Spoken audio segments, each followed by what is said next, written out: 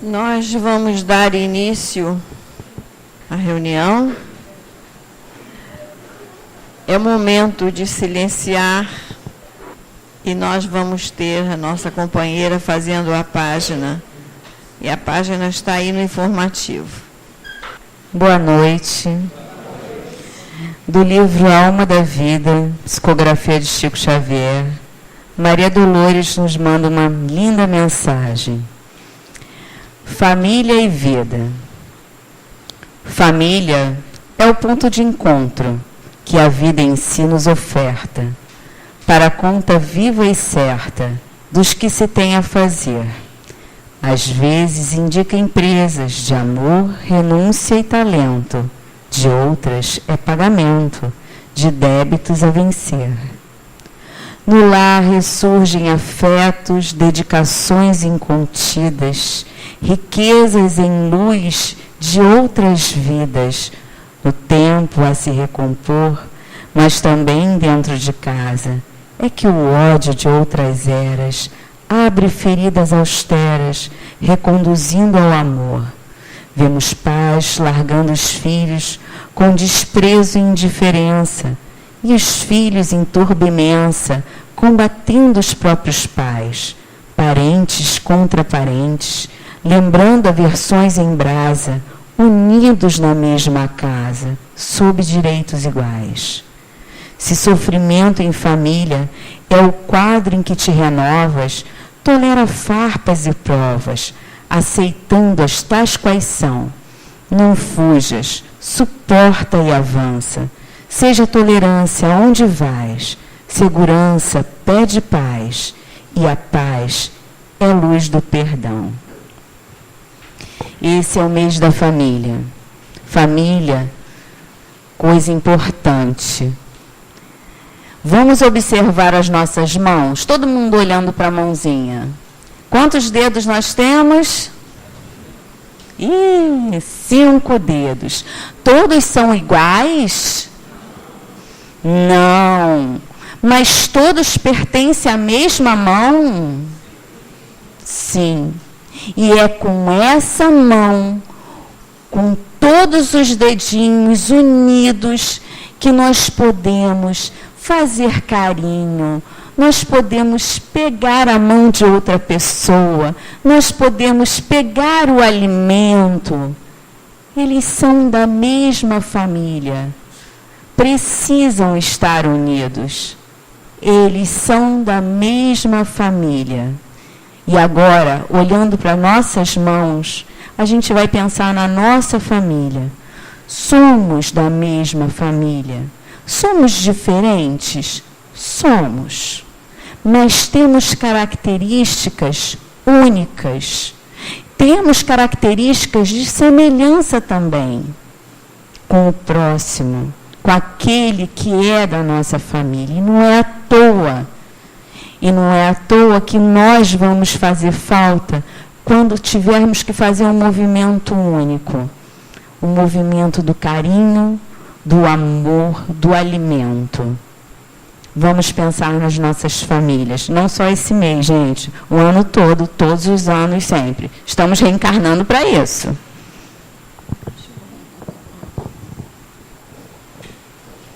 Obrigada.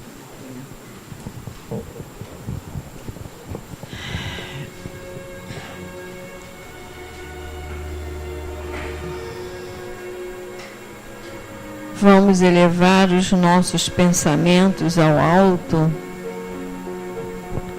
Vamos meditar Jesus. Onde encontraremos o Mestre? Nossa mente vagueia em tantos lugares que a natureza nos oferece. Temos um belo jardim, flores multicores. Temos a mata fechada, nos distribuindo frescor e clorofila. Temos o mar, as montanhas, as estrelas, o sol, o céu azul, as nuvens. Enfim, Senhor, pensamos em Ti quando pensamos na natureza. Estamos felizes porque aqui estamos, reunidos, Senhor, esperando receber o cadinho que necessitamos. Muitos de nós necessitando de paz e de harmonia em seus lares. Outros, Senhor, é saúde. Mas estamos todos convictos de que iremos esta noite receber todo o bem que podemos. Senhor, eu vos peço, em nome dos nossos guias e protetores, mas acima de tudo em nome de Deus, a permissão para estarmos dando como iniciado a reunião desta noite. Louvado seja nosso Senhor Jesus Cristo. Graças a Deus, meu Pai.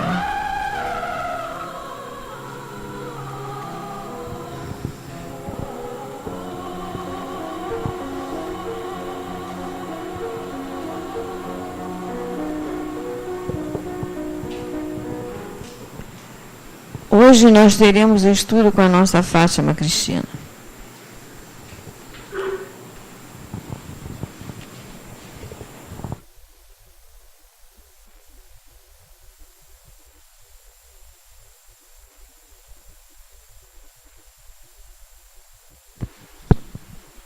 Boa noite a todos.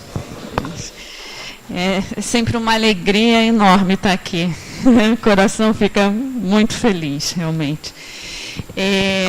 Então, a gente vai estar fazendo algumas reflexões, vamos estar pensando um pouquinho juntos sobre esse capítulo do livro Renovando Atitudes, psicografado pelo Francisco do Espírito Santo, ditado pelo Espírito Hamed. E o capítulo desse livro que a gente vai estar pensando hoje chama-se Quem são os Regenerados? Para quem não conhece esse livro, Renovando Atitudes, ele é um livro que, assim como vários livros de Joana, tem um enfoque do Evangelho sob o ponto de vista psicológico. Ele traz reflexões do Evangelho para nós, de maneira que nós possamos nos encontrar ali, através das nossas emoções, através dos nossos sentimentos, através das nossas ações. Então, é um livro bastante prático. Ele nos fala de coisas muito próximas. Hamed e Joana têm essa capacidade de trazer o Evangelho para a gente, no nosso mundo emocional. E não é à toa que todos dizem que Jesus foi o psicólogo por excelência, conhecia a alma humana. E aí é sobre esse aspecto que a gente vai ver esse capítulo, e um aspecto também muito prático, porque os exemplos de Joana, os exemplos de Hamed, a doutrina espírita, gente, é uma coisa prática. Se a gente puder sintetizar, né, a lição dos espíritos, é que o Evangelho é para ser vivido e não decorado. Essa é a grande missão, é esse o nosso dever de casa. Então a gente vai começar a refletir sobre isso com base... é a primeira vez até que eu estou fazendo palestra com slide, eu estou ficando moderna. Porque eu peguei trechos, né, dele, do que Hamed fala no livro, e aí a gente vai raciocinando juntos, como ele colocou. Vai lá, Josemir.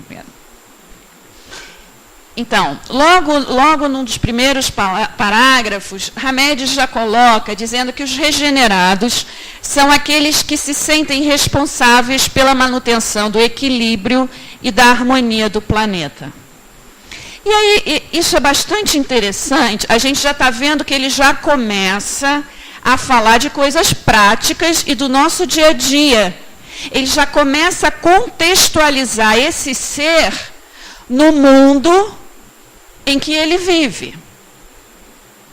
E se a gente for pensar na palavra regenerar, o verbo, né, regenerar, esse verbo, ele tem o sentido, primeiro que esse prefixo aí, re, né, ele tem a noção de algo que vai acontecer novamente. Né? Generar vem de gênese, ou seja, de origem, de criação, de formação. Então, isso nos dá a ideia de algo que é formado ou reformado, formado novamente, recriado. E quando a gente fala em regenerar, aí eu volto para... Porque às vezes a gente fica pensando em coisas muito espirituais. Vamos dar um exemplo muito claro, e os médicos que estão aqui sabem disso. Há tecidos ou há órgãos no nosso organismo que se regeneram. A pele é um exemplo disso, né? A pele, ela sofre lacerações, úlceras ou alguma coisa, mas ela se recompõe. Nós, mulheres, então, sabemos muito disso por causa dos milhões de ácidos que a gente passa no rosto, na pele, etc., né? Para ajudar essas células a produzir, a se renovarem. Então, se a gente falar nessa regeneração, a gente está pensando também em renovação. Algo novo, algo fresco. Esse é o sentido. E é engraçado que quando o Hamed já coloca isso no macro, né, digamos assim, que ele está falando aqui já, os regenerados são aqueles que se sentem responsáveis pela manutenção do equilíbrio e da harmonia do planeta. Então, ele já está falando até no macro, em algo bastante amplo. E o interessante é que vem do indivíduo, a responsabilidade do indivíduo, ou de cada um de nós, com o total.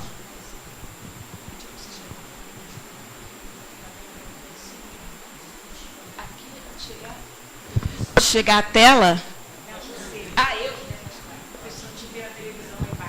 Ah, não estou me vendo na televisão. Ah, tá. Gente, eu sou muito perdida, tá? Eu sou muito desligada de tudo. Aqui, tá bom? Tem que... Ah, tá. Ah, aqui. Ah, tem até a faixinha bonitinha aqui, gente. Ah, tá. Eu sou desligada de tudo, gente. Desculpem. Então, peraí. Tá. Então, essa noção, quer dizer... Essa questão que ele coloca, individual de cada um de nós, isso é muito interessante.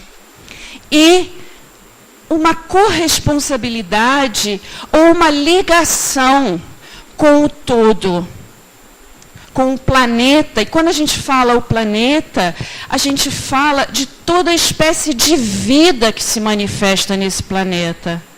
Não apenas entre nós, mas entre... as relações dos humanos com os humanos, dos humanos com os animais, dos humanos com os vegetais, dos humanos com os minerais, de tudo aquilo que nos cerca. E por que isso? Porque tudo o que nos cerca é manifestação de vida. E todas essas manifestações de vida trabalham em conjunto para que a vida se estabeleça e continue. Então, há todo um ciclo, há toda uma interdependência de todos os seres. Isso é muito profundo, isso é muito simples, isso é muito lindo. E a gente vive isso todos os instantes da nossa vida. Só que muitas das vezes a gente não se dá conta. A gente não percebe essa beleza que nos envolve a todo momento. E que estamos trabalhando nisso. Aí a próxima, ainda nesse mesmo sentido, só vou me afastar aqui um pouquinho para tirar isso daqui. Pronto. Pensam não apenas em si mesmos, mas na coletividade. Interessante, né? O sentido de se reconstruir, o sentido de se renascer, de se renovar, é sair de si e se estabelecer em coletivo. É parar de pensar apenas em si e pensar também no outro. E o interessante, gente, é que isso faz parte da nossa vida. Desde que nós nascemos, desde que nós estamos na barriga da nossa mãe, essa lei já existe para nós. Nós somos alguém, um indivíduo inserido num todo, inserido num contexto. Não podemos fugir disso. Só que muitas das vezes a gente não percebe que isso acontece. E como não percebe essa inter-relação e essa interdependência, é que a gente se equivoca e acaba partindo por um caminho de achar que é autossuficiente, de achar que só o meu eu importa. E a maioria das vezes em que a gente está nesse caminho, a gente se dá mal. Por que a gente se dá mal? A gente se dá mal porque Deus castiga? Não, a gente não se dá mal porque Deus castiga.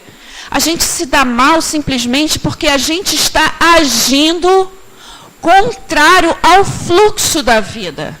Porque a vida é uma vida de inter-relação e de interdependência. E quando eu falo inter-relação e interdependência, eu não estou falando só no nível entre nós, humanos. Eu estou falando na interdependência planetária, que é o que Hamed fala. E por que é que ele já começa assim? E aí a gente vai ver que ele faz um panorama, tal qual Joana sempre faz também, do macrocosmos para o microcosmo. Do grande para o pequeno. Por quê? Porque as leis que regem o macro são exatamente as mesmas que regem o microcosmo. É tudo interligado, está tudo entrelaçado. E não é por outra razão que a gente pega essa literatura e a gente sempre vai ver ele nos chamando a atenção para a gente fazer uma viagem, hoje em dia a gente fala, né, de viagem interplanetária, né? Tem gente aí, tem alguns milionários aí pagando não sei quantos milhões de dólares para fazer uma viagem à Lua, já prevendo uma viagem a Marte. Mas e essa jornada intrapessoal?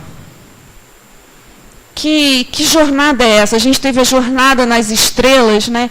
Que jornada interna é essa que a gente precisa fazer? Porque para a gente chegar no nível de compreender a coletividade, é porque a gente já consegue compreender a nossa individualidade. Gente, isso também é uma lei.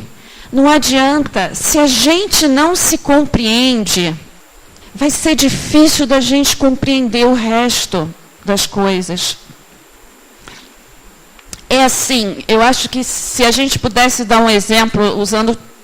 Vamos usar, por exemplo, a matemática, que eu nunca fui boa, diga-se de passagem, eu acho que é sempre por eu acho que eu tenho tanto trauma de matemática na minha cabeça, que eu sempre venho alguma coisa com exemplo de matemática, acho que é porque é uma coisa própria. Assim, se a gente não aprendeu aritmética direitinho, álgebra direitinho, aquelas primeiras noções, vai ser difícil da gente depois entender geometria, trigonometria. É um desespero. Por quê? Porque a base, o 1 mais 1 mais 1, a gente falhou nessa compreensão. Então, como tudo é um processo, a gente chega lá na frente e não vai compreender direito. Então, se a gente não lida com a nossa aritmética própria, com as nossas contas, né, com aquilo que nos envolve, vai ser complicado depois quando a gente tiver que lidar com os outros. E é isso que a gente vê acontecendo.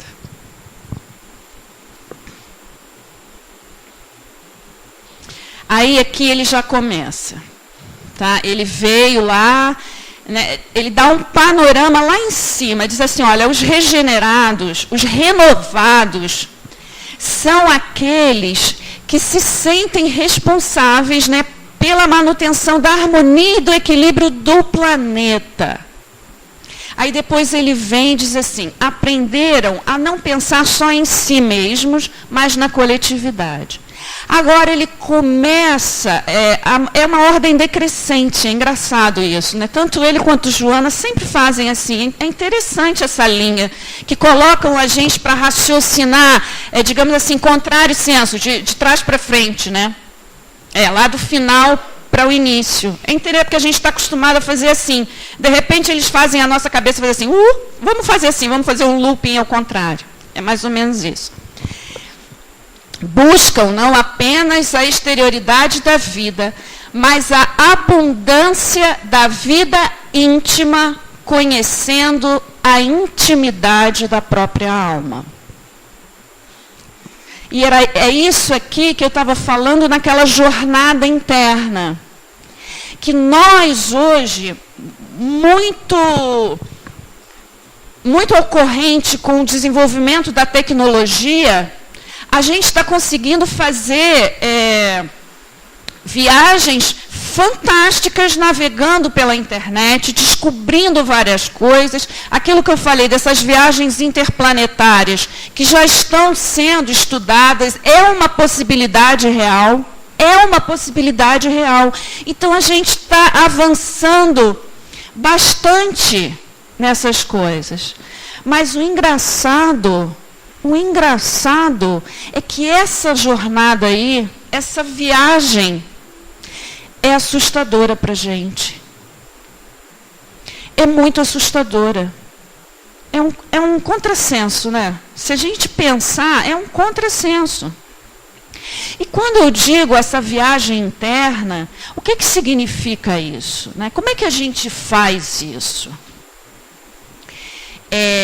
Quando estavam passando aqueles slides ali, muitos deles de Joana, ela sempre falando sobre as nossas emoções, né? Os nossos sentimentos. Como que eles atuam, qual a importância deles. E ela fala muito, para a gente conhecer isso, ela fala muito sobre a questão da meditação. Né? E aí, a gente tem também que meio que desmistificar um pouco essa questão da meditação. Porque quando a gente fala essa palavra, a gente vem na nossa mente a imagem do yoga sentado de perna cruzada, meditando com as mãozinhas assim, é uma meditação? É uma meditação. Mas existe também um outro tipo de meditação, porque o que é a meditação na realidade? A meditação é deixar a tua mente alerta. É fazer com que a tua mente esteja presente no agora. Esse é o sentido da meditação. É você estar presente. E uma forma muito eficaz da gente começar essa jornada íntima, estou querendo dizer que fazer esse tipo de meditação é ruim não, tá, gente? É muito bom e vale muito. Mas a gente pode começar, nós ocidentais, podemos começar de uma maneira mais simples. Como? Que é perceber, e normalmente a gente vai fazer isso depois que o balde já entornou, tá? Porque a gente não tem essa capacidade de prever isso antes, não. A gente só vai poder fazer realmente quando a gente chutou o balde, entornou e sujou tudo. Que é exatamente isso. É prestar atenção em nós mesmos. Quando as circunstâncias e as situações da vida acontecem de forma a gerar em nós sentimentos, ações. E normalmente ações que vão nos machucar, que vão nos ferir. Por ira, por mágoa, por ressentimento. Essas coisas que acontecem, aí, se a gente fosse pensar naquela visão do Deus que castiga, a gente já ia estar acabado. Eu não tenho jeito mesmo. E, na maioria das vezes, o que acontece com a gente? Um mecanismo psicológico dentro de nós faz com que a gente estabeleça um processo de se sentir culpado pelo erro. É assim que funciona com a gente. A primeira coisa que acontece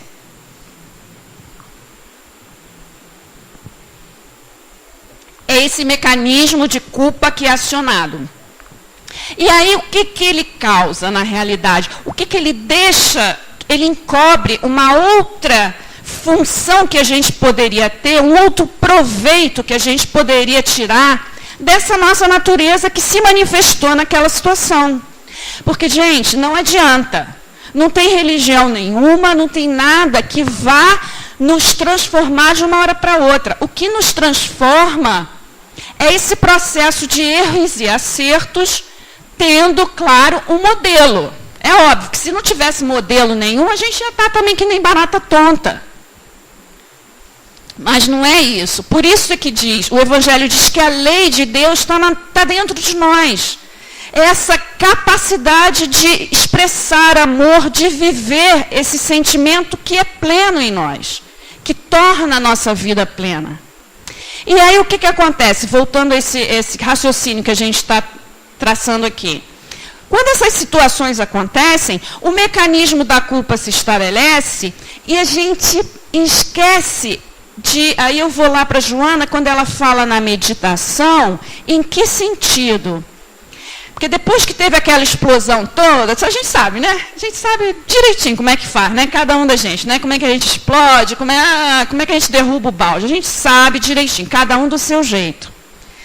Mas aí, quando esse mecanismo começa a se estabelecer, é quando a raiva já foi, aquela energia, adrenalina, né? Já foi toda e meio que o próprio corpo está baixando. Aí quando abaixa essa adrenalina toda, a culpa se estabelece, dependendo da situação. Aí vem a vaidade e o orgulho também, que às vezes a gente, meio assim, exagerei, mas eu não vou dar o braço a torcer, eu não vou, enfim. Mas a gente não faz uma coisa, um exercício, que é a tal da meditação que Joana nos fala, que a gente precisa fazer, e que tem a ver com essa aí, em conhecer a intimidade da própria alma, é nesses instantes, nessas situações, e às vezes, gente, não é só uma situação de um momento, não. Às vezes podem ser situações que se prolongam no tempo. em relacionamentos. Isso é muito comum, por exemplo, no trabalho, em que você começa a criar uma indisposição com seu chefe ou com seus colegas, e aí isso vai se arrastando.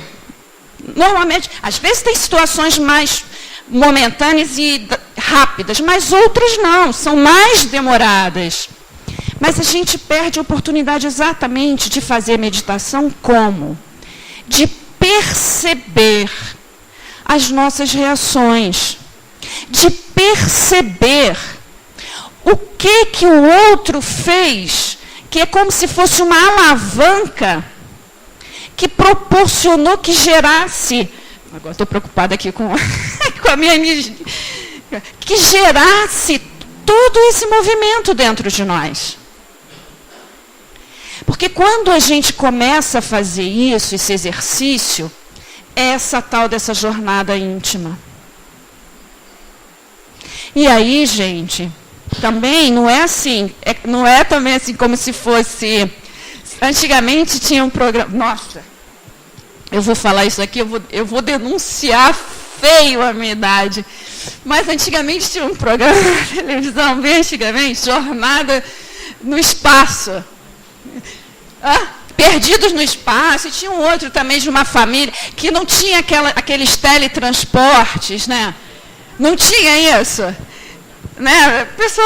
Então, tem uma pessoa de gente aqui da mesma coisa que eu. O que acontecia? Era imediato, né? Aquela jornada, assim, o cara entrava num negocinho, sumia, aí já aparecia no outro lugar, assim, tudo... Não é assim que acontece nessa nossa jornada íntima.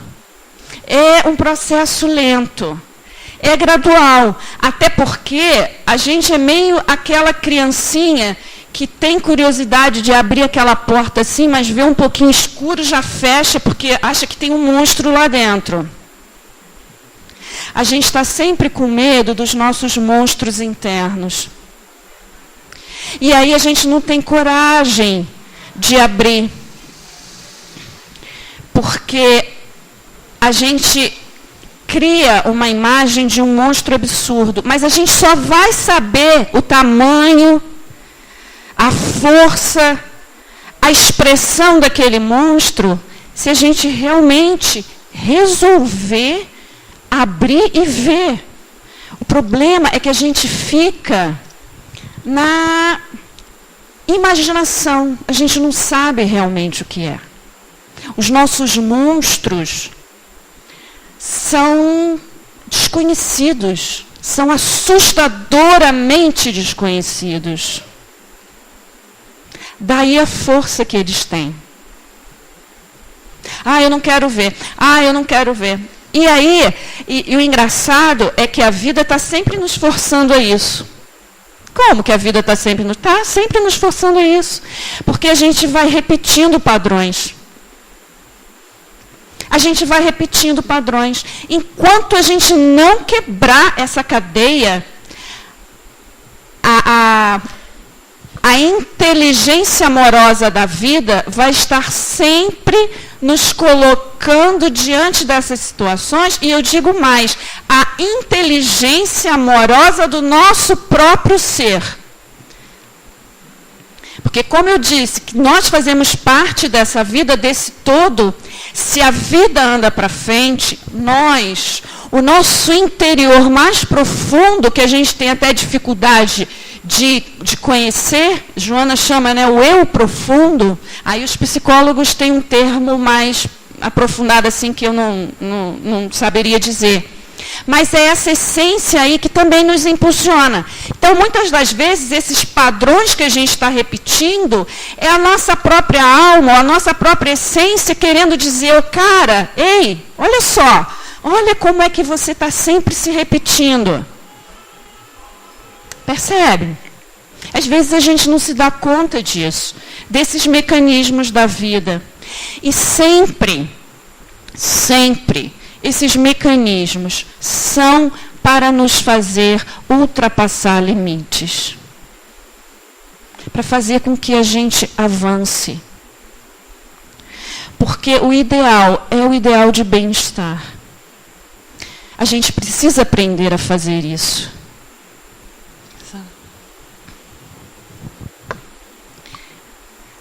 aqueles, olha só, aí ele já vai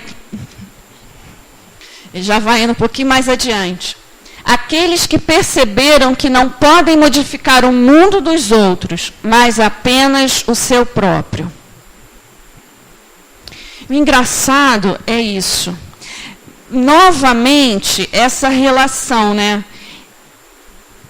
Interior com exterior, micro e macro. Tudo que acontece no nosso interior vai se refletir no exterior. É muito interessante isso. Sempre é assim. Em tudo, em todas as coisas é assim. Porque, volto a repetir, estamos interligados, somos interdependentes. A vida se movimenta dessa maneira, não podemos fugir disso. Então, quando a gente começa a fazer esse movimento aí, de olhar para dentro da gente, a gente começa a se conhecer. Aí você começa a raciocinar, por que que eu fiz assim? Por quê? Por quê? Como? Aí você começa a fazer essas respostas para você. E a partir do momento que a gente começa a se conhecer, a gente começa a olhar o outro e começa a reconhecer no outro, a ver no outro coisas que são próprias da gente também. Só que com uma diferença. E aí eu volto, a coisa que os psicólogos sempre falam, né, essa questão do espelho, o que incomoda no outro em você é porque você está se refletindo naquela ação do outro. Então, se isso é assim, como que faz o caminho, né, complementar de volta, de lá para cá, para eu voltar e caminhar de uma forma, digamos assim, mais harmônica?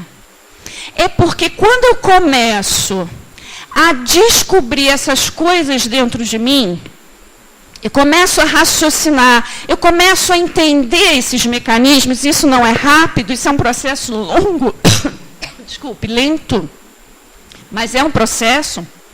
A nossa inteligência, ela começa a perceber, ela começa a fazer as conexões, a ligar os pontinhos. Então, se eu começo a me observar, a ver as minhas reações, eu começo a tentar ultrapassar isso. Quando eu vejo isso no outro, isso não vai me chocar tanto, porque eu conheço. O lance que nos apavora é esse tal desse desconhecido, porque o monstro que está lá, ele meio que ressoa aqui. Mas quando eu já conheço um pouquinho desse rugido, que eu não sei se é um leão, se é um... Eu tenho um cachorrinho pequenininho, aliás, mas quando ele late, se você não sabe quem é, você acha que é um cachorro gigantesco, porque a potência o Lhasa late muito pouco, mas quando ele late, e se ele estiver enfesado, se você está lá fora, não está vendo quem é, você tem uma falsa impressão, você acha que é um cachorro bem maior do que na realidade é. Isso acontece com a gente. Então, às vezes, esses rugidos, desses monstros internos, se a gente já começou a perceber esse som, ele já está meio que conhecido, quando ele vai bater no outro e vai refletir aqui, a gente não vai se assustar tanto, porque ele já é conhecido. Ele já é conhecido, então ele não vai me assustar tanto assim. Então, esse é o princípio. É esse o mecanismo. E aí, a gente começa a entender isso que Hamed colocou aqui. A gente percebe que a gente não tem como tratar o rugido do outro, mas a gente tem como tratar no meu. E à medida que eu vou tratando ele, como é que é essa palavra tratar, né? É no sentido de conhecer, tá? É o exemplo que eu dei do rugido, do som. Ah, esse som já é mais ou menos conhecido, então ele não vai me assustar tanto. Então eu começo a me preocupar em resolver isso. E aí eu começo a entender. Eu olho para o outro, eu vejo no outro todo esse processo e eu meio que digo assim, pô, tudo bem, mas essa é uma tarefa dele. O problema é que a gente foge dos nossos monstros e quer caçar o fantasma no outro. Sabe aqueles caçadores de fantasma, né? Os nossos, a gente fica apavorado com eles. Aí, não quero olhar o meu, não. O meu me assusta muito. Então, eu vou, porque eles existem, né? Os rugidos estão por aí, gente. Todos nós somos leões rugindo uns com os outros. O tempo todo. Não tem jeito. Mas a gente tem que aprender a reconhecer esses sinais. Sabe? E a lidar com eles. Quando há brigas sérias, discussões, muitas vezes até podem chegar à agressão física, né? Mas por quê? A maioria das vezes começa com coisas mínimas. Só que essa gotinha minúscula, ela veio num copo que já estava com o seu limite, né? Por quê? Porque a gente vai acrescentando, deixando esse copinho encher, tem uma hora que explode. Mas o interessante é que quando nós nos iramos com alguma coisa, nos irritamos profundamente, a nossa adrenalina sobe, então a gente quer ir no pescoço do outro e esganar.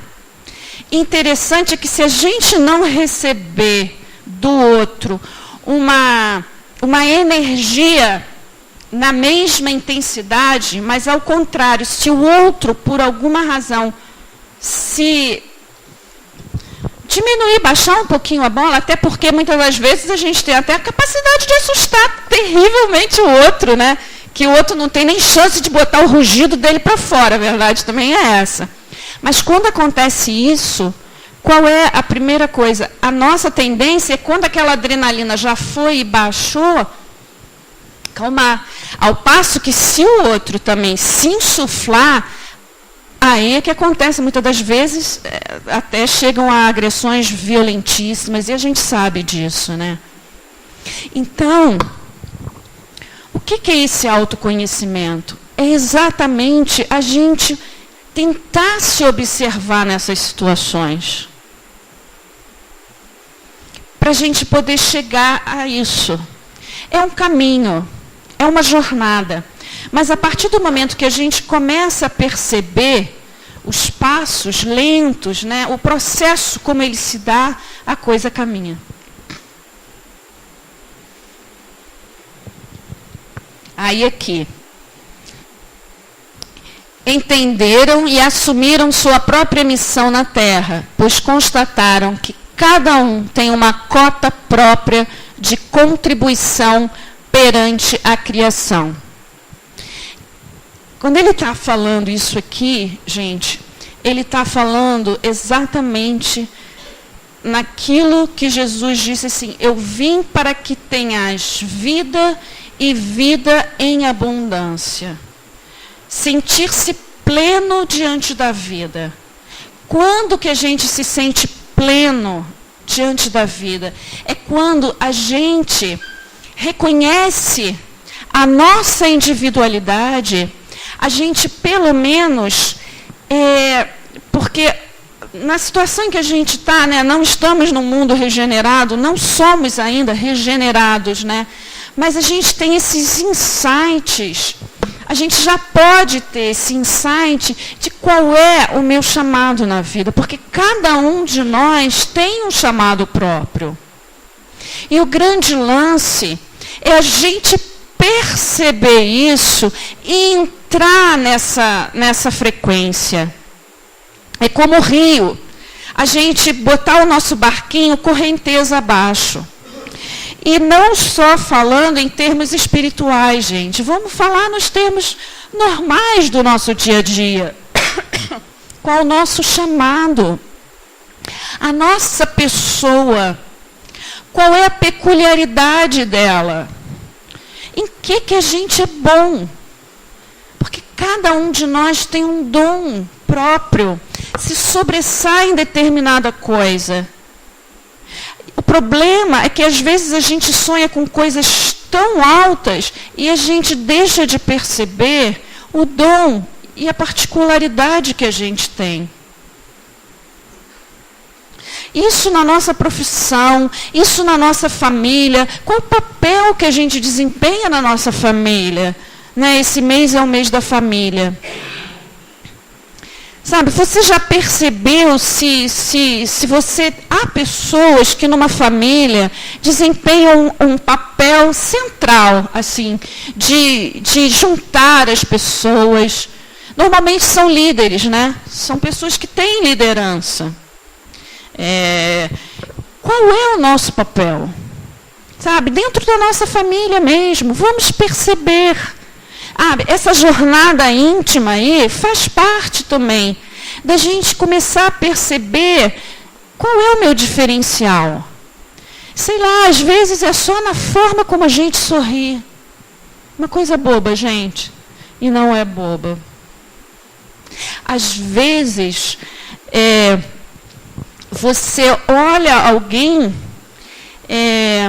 e você está tentando lembrar o nome daquela pessoa, quem é aquela pessoa, a pessoa está falando com você, não sei o que. De repente a pessoa sorri para você por algo que falou, já tiveram essa experiência, e de repente no sorriso da pessoa vem tudo, vem o nome, vem de onde você conhece a pessoa. Não é? São coisas assim mínimas. Mínimas. Qual é o nosso diferencial? Porque é a partir daí, é a partir desse pontinho pequenininho que a gente vai começar essa caminhada. Eu não sou muito bom de falar, eu não sou muito bom disso. Mas as pessoas gostam, vem para mim para eu só ouvir. Às vezes a gente queria era ser o máximo. E a gente não sabe que a nossa capacidade de ouvir simplesmente é que faz a diferença. No trabalho, por exemplo. Eu não tenho grandes experiências técnicas, não tenho grandes conhecimentos, mas eu tenho uma habilidade, por exemplo, de na hora das confusões, de eu sempre ter uma palavra que meio que pacifica os ânimos. Eu tenho uma capacidade de visualizar, porque está todo mundo tão nervoso, jogando aqueles milhões de papéis, né, para cima, vendo aqueles caras. É assim, né, gente? Trabalho é a coisa mais doida. Depois da família, o trabalho é o lugar que nos dá mais trabalho. A verdade é essa. Mas tem uma pessoa que tem essa capacidade. Ou, no meio daquela confusão toda, o cara pega e fala uma coisa com a voz até um pouco mais baixa, porque a tonalidade dele é essa. E isso faz com que aquela confusão toda, de repente, vamos descobrir qual é o nosso diferencial. Para a gente chegar aqui, Aí, voltando, tudo que a gente já comentou, é a partir disso, dessa pequena viagem interna que a gente faça, dessa meditação diária, sem medo. Adotaram Jesus como sábio dos sábios e, por seguirem seus passos, fazem sempre o seu melhor. Isso é que eu queria frisar aqui. Não fazem sempre o melhor. Fazem sempre o seu melhor. Aqui Hamed está nos dando apenas com nessa palavrinha aqui, né, nesse artigo. Esse pequeno artigo. Ele dá toda a chave, é mínimo, dentro dessa coisa enorme que está aqui e que está ali, antes. Adotaram Jesus como sábio dos sábios, em que sentido, gente? Não naquele sentido, né, religioso pesado, daquele modelo que eu nunca vou seguir, que eu nunca vou conseguir acompanhar, porque essa é a herança religiosa que a gente tem. E por isso que o evangelho e a religião é algo tão difícil e tão pesado para a gente. Porque a gente não traz para cá. Mas Hamed trouxe. Jesus, como sábio dos sábios, no sentido, como eu falei antes, se a gente não tem um modelo, a gente fica perdido, a gente não tem parâmetro. Toda vez que a gente quer fazer qualquer coisa, a gente tem que ter um parâmetro. Para a gente construir um edifício, a gente tem que ter um parâmetro. Qual é esse parâmetro? São as medições. Dentro daquele terreno, naquele clima, naquelas circunstâncias, com a quantidade de dinheiro que eu tenho, o que eu posso fazer? Então você tem um parâmetro, você tem um modelo. Se não tiver, a gente se perde, fica perdido, nada sai do nada. Nada vem do nada. Tudo vem de alguma coisa, de algum germe, de algum início, de algum modelo. E o modelo de ser humano, eu não estou falando aqui de santo, estou falando de ser humano pleno, é Jesus. É Jesus.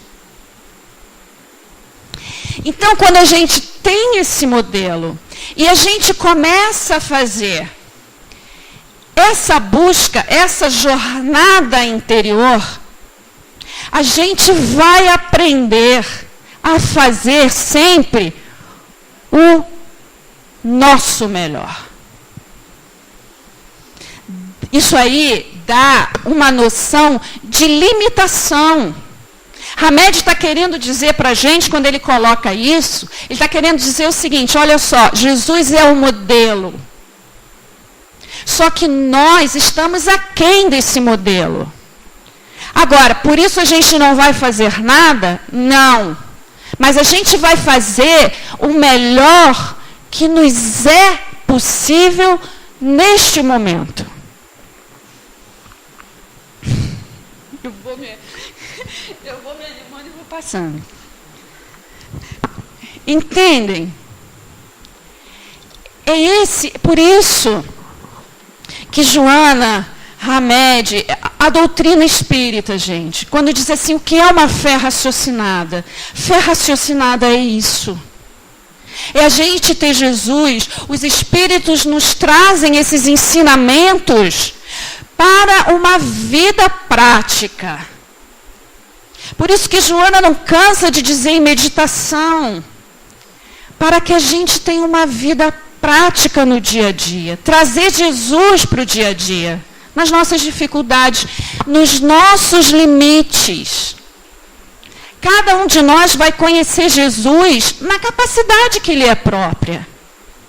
E nem por isso vamos ficar sós.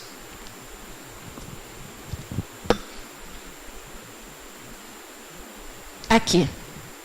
Reconheceram que o erro não é motivo de paralisação, mas estímulo ao aprendizado.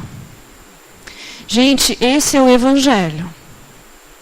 O Evangelho não é para colocar frente de nós os nossos pecados e nos transformar em anátemas, em excluídos. Não. O Evangelho é para nos mostrar um caminho de erros e acertos, mas um caminho. Ele nos mostra uma meta, ele nos mostra um objetivo e nos capacita a caminhar até ele. Fazendo tudo aquilo desde o início que Hamed colocou para a gente chegar aqui. Isso é uma vida de plenitude.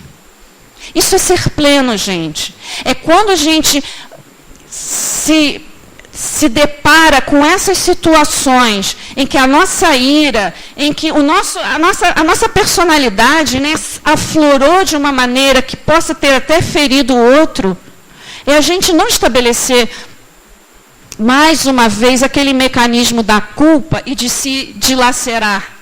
Né? Até na religião, durante tempos, né, na época das trevas, teve isso. As pessoas se infligiam castigo e se flagelavam. A gente não faz mais isso fisicamente. Mas será que a gente está fazendo isso emocionalmente? Será que a gente está fazendo isso emocionalmente? O Evangelho não é isso. O Evangelho é, Jesus diz, o certo é o certo. Seja o vosso proceder sim, sim, não, não. Ok. Mas é ainda a sua capacidade de chegar lá? Não. Saiba que o certo é esse. Se esforce para chegar até lá. Mas não nos crucificar e fazer com que fiquemos imobilizados pelos nossos erros. O erro tem que ser um estímulo ao avanço. Vou passar rapidinho.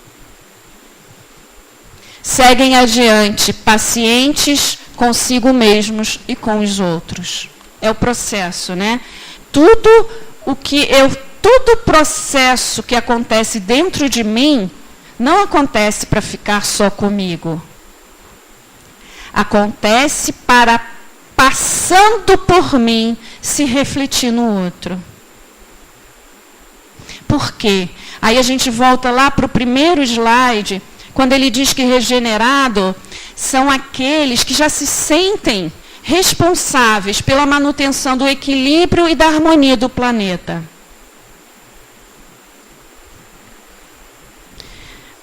A gente vai fazer isso aqui, ó. Seguindo adiante, pacientes conosco mesmos e com os outros. Aí a gente vai gerar esse equilíbrio.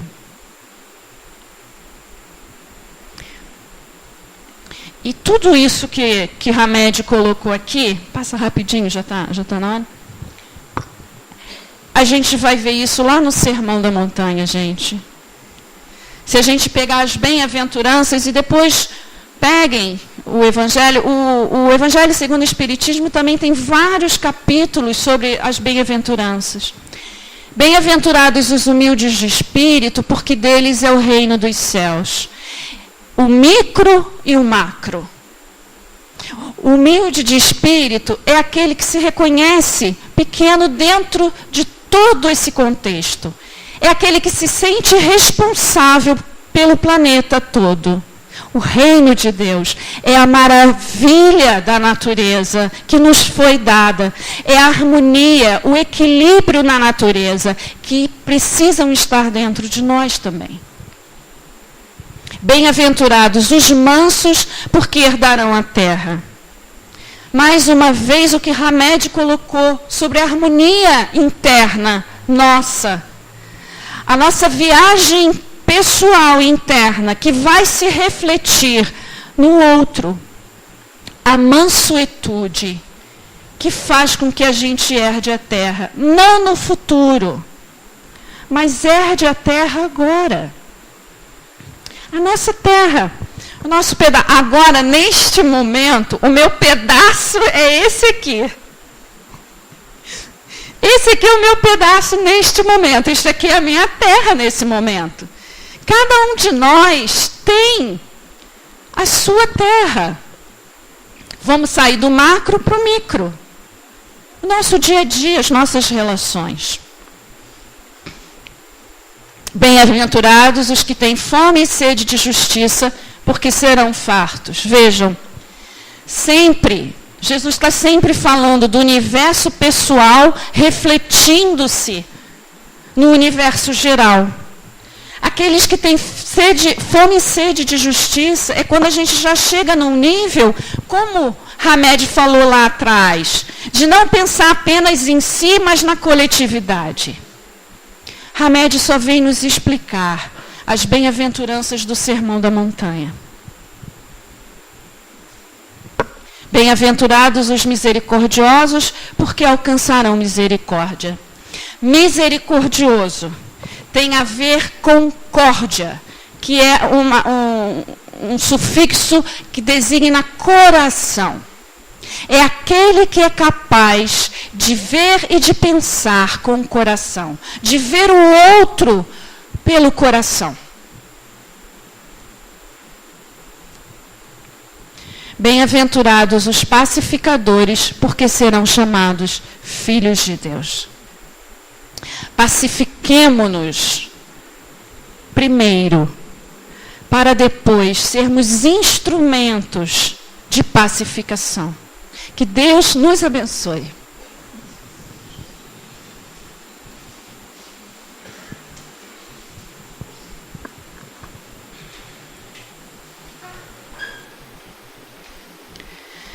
Amigo Jesus, aqui estamos, Senhor, agradecidos pelo Teu exemplo de vida, de amor, de plenitude, de pacificação,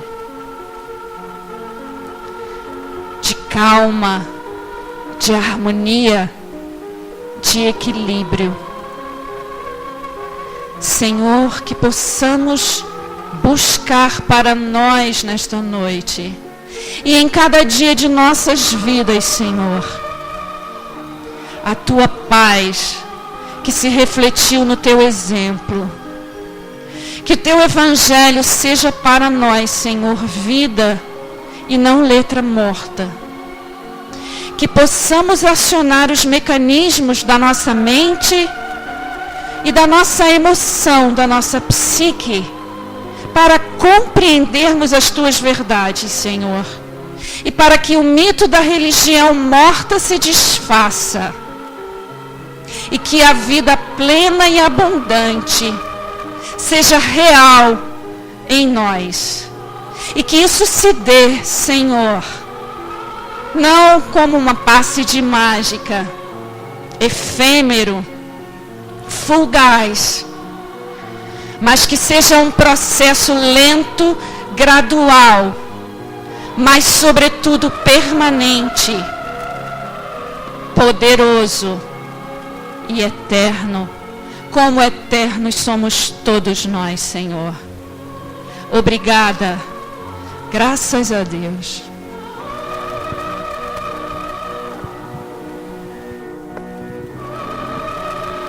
Jesus, amado Mestre, são os nossos agradecimentos sendo colocados a Teus pés neste momento. Obrigada, Mestre. E peço a permissão aos nossos guias e protetores para que, em nome de Deus, estejamos dando como encerrada a reunião desta noite. Louvado seja nosso Senhor Jesus Cristo. Graças a Deus.